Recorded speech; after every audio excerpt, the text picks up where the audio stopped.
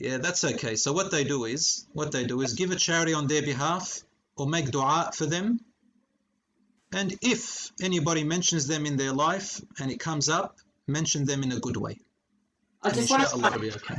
I want to clarify something because I know we've got a few girls here that have got, obviously drug and alcohol past and really bad lifestyle past. I just want to clarify that, if you've done something to a drug dealer or something, don't go try and make contact with that drug dealer again to, rectify some. Do you know what I mean? Do you know what I'm saying? Oh, that's a very good point, Sarah. Yeah, because I know there's a few girls I can see their minds turning, and I'm going to get the PMs later about it. Okay, when I said that if you've wronged someone, that's if you've wronged them when things were halal.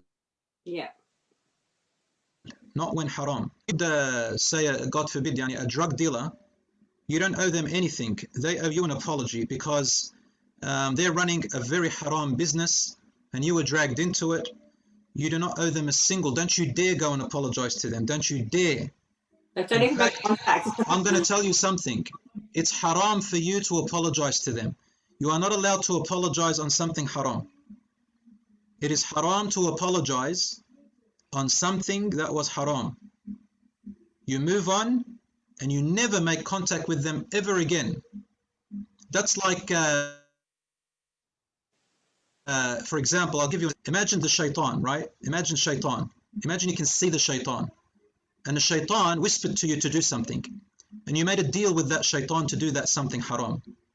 And then you double-crossed the shaitan, right? You double-crossed the shaitan or you cheated the shaitan. You don't go back to the shaitan to ask him for forgiveness because what you agreed upon was already haram. So you got to get out of it, and this is the right of Allah, not the right of the shaitan or the drug dealer. Let them suffer, and don't you dare forgive them, and don't you dare take part with them being sin, because you are giving them the benefit of the doubt, and you're making them feel more important than what they are. They are not important. Yeah, I think that would include non-practicing men that bring so many of our girls to Islam. I think Sister Sarah, it's not just drugs. Yeah. Any action that you took part with someone else that was haram, you do not owe them any apology. You got to move, they got to repent, and you've got to repent. There is no asking for forgiveness. If anything, if you dragged someone into something or you took part into haram, and then these people repented, like for example, if I did haram with a mate, I can say, the most I can say to him is say, brother, wallahi, I'm sorry that I took part in haram, and and I helped you towards haram.